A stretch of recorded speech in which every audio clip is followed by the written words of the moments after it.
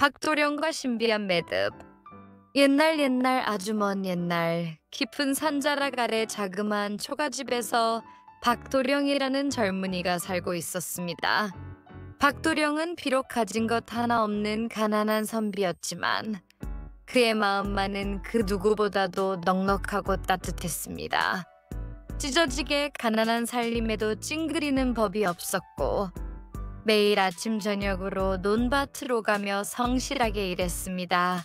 그는 작은 풀벌레 한 마리도 함부로 대하는 법이 없었고 길게 버려진 작은 돌멩이조차 소중히 여기는 마음을 가졌더랬습니다. 마을 사람들은 박도령을 가리켜 저렇게 착하고 성실한데도 어찌 저리 운이 없을까 하며 안타까워했습니다. 남들은 어렵지 않게 부인을 맞아 가정을 꾸렸지만 박도령은 워낙 가난하여 그럴 엄두도 내지 못했습니다. 그의 유일한 벗이라곤 낡아빠진 책 몇 권과 산에서 주워온 이름 모를 작은 돌멩이들 뿐이었죠. 어느 몹시도 매서운 겨울날이었습니다. 박도령은 얼어붙을 듯한 산속으로 나무를 하러 나섰습니다. 매서운 바람이 볼을 때리고 손발은 시렸지만 그는 묵묵히 마른 나뭇가지들을 끌어모았습니다. 한참을 걷던 박도령의 눈에 무언가 특이한 것이 들어왔습니다. 썩은 통나무 아래 흙에 파묻혀 있는 낡고해진 새끼줄 한 조각이었습니다. 보통의 새끼줄은 아니었습니다.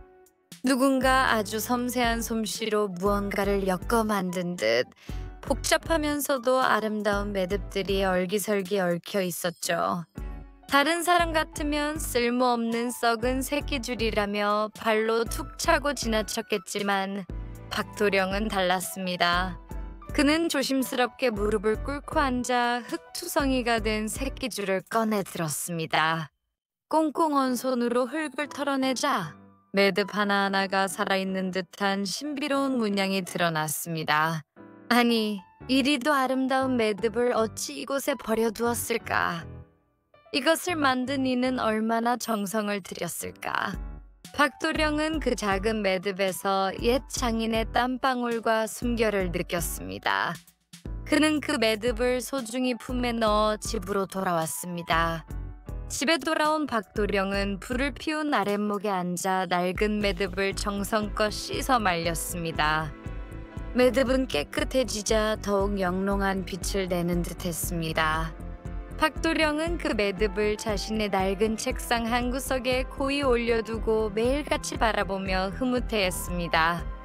그에게는 이 작은 매듭이 세상의 어떤 보석보다도 귀한 존재였습니다. 그날 이후부터였습니다. 박도령의 삶에 신기한 변화들이 찾아오기 시작한 것은요. 처음에는 아주 사소한 일들이었습니다. 산에 가면 늘 마른 나뭇가지뿐이던 곳에서 유독 실한 장작더미를 발견하곤 했습니다. 밭을 갈다 보면 땅속에서 잊힌 듯 묻혀있던 오래된 동전 몇 잎이 나오기도 했죠. 지친 몸으로 잠이 들면 꿈속에서 알 수 없는 목소리가 그의 귀에 속삭이기도 했습니다. 작은 것을 귀히 여기는 마음, 그것이 곧 큰 복을 부르는 길이니라. 박도령은 그저 자신의 노력이 조금씩 결실을 맺는 것이라 생각하며 더욱 성실하게 살았습니다. 그는 동전이 생겨도 허투루 쓰지 않고 어려운 이웃이 있으면 아낌없이 나누었습니다. 그렇게 몇 주가 흘렀을 무렵 박도령의 집에 낯선 노인 한 분이 찾아왔습니다. 노인은 허름한 옷차림이었지만 눈빛은 형형하게 빛났고 얼굴에는 온 세상의 지혜가 담겨 있는 듯했습니다. 이곳에 박도령이라는 젊은이가 살고 있다 하여 찾아왔네. 잠시 이 초라한 몸 좀 쉬게 해주겠나? 박도령은 반가이 노인을 맞이했습니다. 비록 남에게 내놓을 만한 변변한 음식은 없었지만 그는 자신이 가진 쌀로 정성껏 죽을 끓여 노인에게 내어놓고 따뜻한 아랫목을 내어주었습니다. 노인은 박도령의 맑은 눈빛과 정성스러운 태도에 깊은 감명을 받았습니다. 이틀 밤낮을 박도령의 집에서 머물던 노인은 떠나기 전 박도령의 책상 위 매듭을 가리키며 물었습니다. 이 매듭은 자네 것이더냐? 참으로 귀한 물건이군. 박도령은 매듭을 보며 빙긋 웃었습니다. 예, 어르신. 얼마 전 산에서 주웠습니다. 이리도 아름다운 매듭을 버려둔 것이 안타까워 거두었습니다. 제게는 가장 귀한 보물입니다. 노인은 박도령의 대답에 고개를 끄덕였습니다. 그렇군. 자네는 작은 것의 가치를 아는 사람이로군. 그런 자네에게 이 노인이 아무것도 해줄 것이 없으니 미안하네. 대신 이 약도를 줄 터이니 언젠가 기회가 되면 자네 마을 뒤편 저 산꼭대기의 낡은 우물을 찾아가 보게나. 혹시 아는가 자네의 정성이 하늘에 닿아 귀한 것을 발견할지. 노인은 알 수 없는 말을 남기고 홀연히 떠났습니다. 박도령은 노인이 남긴 낡은 약도를 소중히 받아들었습니다. 노인이 떠난 후에도 박도령은 여전히 가난했지만 마음만은 더욱 넉넉해졌습니다. 그는 노인의 약도를 보며 낡은 우물을 찾아 나섰습니다. 약대 표시된 우물은 산 정상 부근 나무들이 우거진 깊은 골짜기에 있었습니다. 길은 험했고 박도령은 며칠 밤낮을 헤맨 끝에야 약대 표시된 낡은 우물을 찾을 수 있었습니다. 우물은 정말로 낡고 허름했습니다. 오래도록 버려진 듯 풀과 이끼로 뒤덮여 있었고 안에는 마른 나뭇가지와 흙이 가득했습니다. 마을 사람들은 저 우물을 죽은 우물이라 불렀고 아무도 관심조차 두지 않는 곳이었습니다. 박도령도 처음에는 실망했습니다. 이런 곳에서 무엇을 찾을 수 있단 말인가? 하지만 그는 노인의 말을 떠올렸습니다. 자네의 정성이 하늘에 닿아 기이한 것을 발견할지. 그리고 문득 품속에 넣어두었던 신비한 매듭이 희미하게 빛나는 것을 느꼈습니다. 그래, 어르신이 괜히 이런 곳을 알려주셨을 리 없어. 정성을 다해보자. 박도령은 즉시 우물을 파기 시작했습니다. 돌과 흙, 썩은 나뭇가지들을 하나하나 끄집어냈습니다. 맨손으로 흙을 퍼내고 굵은 돌멩이를 옮기느라 손은 찢어지고 피가 났습니다. 하지만 그는 포기하지 않았습니다. 땀은 비 오듯 흘렀고 몸은 청은망은 무거웠지만 우물을 파는 내내 그의 마음속에는 처음 매듭을 발견했을 때의 설렘과 노인의 따뜻한 미소가 떠올랐습니다. 그렇게 꼬박 열흘을 넘게 우물을 팠을까요? 마침내 그의 삽 끝에 철썩 하는 소리와 함께 시원한 물줄기가 솟아올랐습니다. 물은 맑고 투명했습니다. 박도령은 기쁨에 겨워 소리쳤습니다. 물이다. 마르지 않는 샘물이다. 그런데 그 물줄기 속에서 무언가 빛나는 것이 함께 솟아났습니다. 박도령이 손을 넣어 꺼내보니 그것은 세상에 바로 영롱하게 빛나는 작은 옥구슬이었습니다. 옥구슬은 손바닥만한 크기였지만 그 빛은 마치 밤하늘의 별을 품은 듯 아름다웠습니다. 그리고 그 옥구슬을 만지자 그의 품속에 있던 신비한 매듭이 더욱 밝게 빛나며 스르르 사라져 버렸습니다. 마치 제 역할을 다한 듯이 말이죠. 그 옥구슬은 단순한 옥구슬이 아니었습니다. 박도령이 그 옥구슬을 집으로 가져와 자신의 밭에 놓아두자 그의 밭의 흙은 놀랍도록 비옥해지기 시작했습니다. 씨앗을 뿌리면 눈 깜짝할 새에 싹을 틔우고 남들보다 몇 배나 크고 실한 곡식들이 자라났습니다. 그가 우물물을 밭에 대자 곡식들은 더욱 무럭무럭 자라났고 그 맛은 비할 데 없이 훌륭했습니다. 소문은 삽시간에 마을을 넘어 이웃 마을까지 퍼져나갔습니다. 박도령의 밭에서 나는 곡식은 하늘이 내린 곡식 같다. 마을 사람들은 박도령의 밭에서 나는 곡식을 사기 위해 줄을 섰고 박도령은 이제 마을에서 가장 부유한 사람이 되었습니다.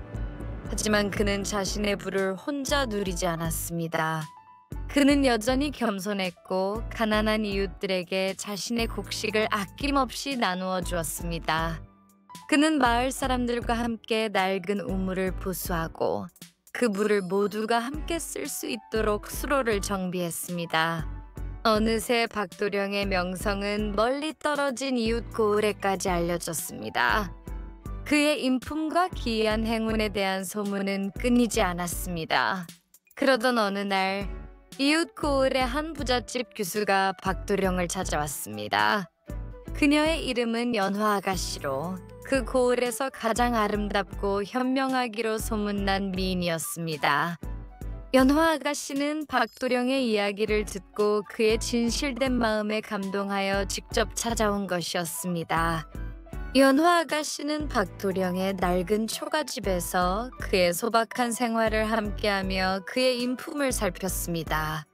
그녀는 박도령이 비록 부자가 되었지만 여전히 작은 풀꽃 하나, 작은 이웃의 어려움 하나도 놓치지 않고 소중히 여기는 모습에 깊이 매료되었습니다. 박도령 또한 연화 아가씨의 고운 마음씨와 지혜에 반했습니다. 그들은 서로를 알아보고 마음을 나누게 되었고 곧 마을 사람들의 축복 속에서 백년가약을 맺었습니다.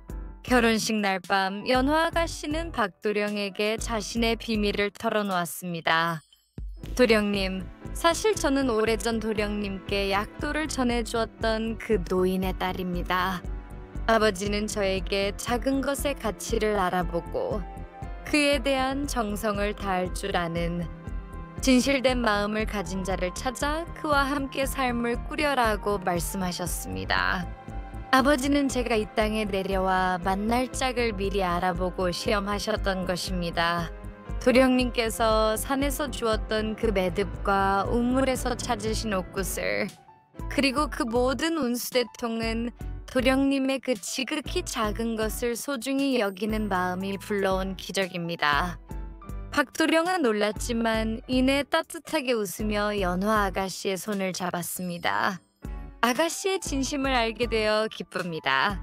제가 가진 것은 아무것도 없었지만 이젠 세상 가장 귀한 보물을 얻었으니 이 모든 것이 아가씨와 저의 인연이자 하늘의 뜻인 듯합니다.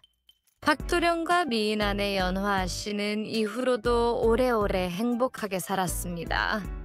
박도령은 여전히 겸손하고 성실했으며 작은 것 하나도 허투루 여기지 않았습니다. 그의 아내 연화 씨는 지혜롭고 자비로워 마을 사람들의 존경을 한몸에 받았습니다.